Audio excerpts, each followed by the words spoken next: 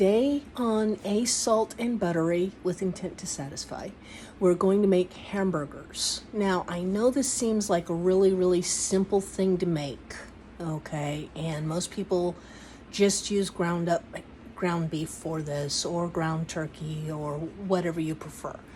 Now, some alternatives that I've seen and tried are a combination of ground beef and sausage meat. Okay, that can actually be very tasty, and if that's what you like, go for it. But this is my favorite type of hamburger.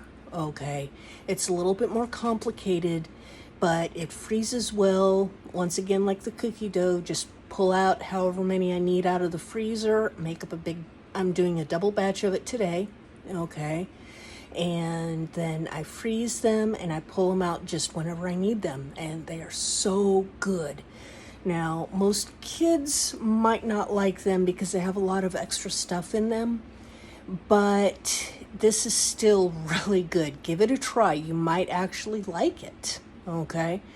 So, and there are certain variations, and I'll talk you through those as usual. So here we go.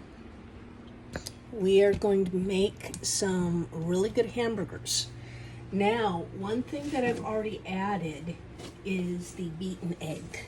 We need to do this because unlike the average hamburger, we're adding a lot more stuff to it, and the egg acts as a binding agent. It doesn't add any flavor really to it, but it does help hold everything together.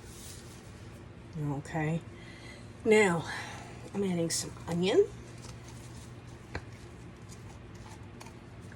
some chopped up parsley. Now, one alternative you can do with this, if you or your family prefers it, is instead of parsley, you can use cilantro. I like to use flat leaf Italian parsley instead of cilantro because some people who just don't like the taste of cilantro, it's a genetic thing. It's not their fault. They're not trying to be difficult. It tastes like soap to them, and that would be horribly unpleasant. So I prefer to use the flat leaf Italian parsley that I've chopped up. Okay, like I said, if you prefer cilantro, do it. Capers. Now we're getting into slightly messier stuff. So let's see. Okay, some ketchup. Your favorite brand. Does not matter. Just what you prefer. Some mustard and some hot sauce. Now this is one of the ones where you can vary how this is going to taste. You can add more hot sauce. You can use a spicier hot sauce. But what you want is something that tastes good to you. Lemon juice.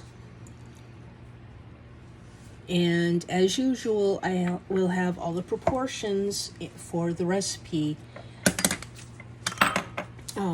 in the notes ahead of the posting for this, and in frames along as the recipe's just barely started. Now some salt. Now salt is to taste, which means it's going to take a little experimentation. And pepper. Once again, to taste. I don't like a whole lot of pepper in mine, but I'm kind of a wimp that way. If you like a more peppery blend, hey, that's fine. What matters the most is that you like this. Now, I'm wearing gloves for this because otherwise it can get pretty yucky. So, and then start mixing all this together. Now, if you have a stand mixer, you can do it in the stand mixer. Okay, as I've said before, a lot of this stuff you do not need really fancy equipment to do. You can do this primarily, most cooking can be done just with a mixing bowl, your hands, and if you need special equipment for something, I will tell you. Now, one thing I actually like to do with this is because I cannot make a really good hamburger patty with my hands. So I use a hamburger press. It is just makes it easier for me. It is not a necessity. So here we have, as you can see, there's all this good stuff in it. The very things that a kid would take a look at and say, ew, what's that in my hamburger? Because they're used to the simple, just the straight meat. But this tastes so much better. And you can use any type of ground beef that you prefer. You don't have to have what counts the most with this is what you like. So vary the recipe, try things out. If you don't like something that's in it, for the most part, you can pull it out. The only things that are really consistent and have got to be in this is the ground beef or ground meat, okay, uncooked, and the egg. Because, as I said, the egg is a binding agent, and because you're adding all this extra stuff to the hamburger, it'll have a tendency to fall apart more if you don't add the egg. So make sure to do that, and then form your hamburgers however you like.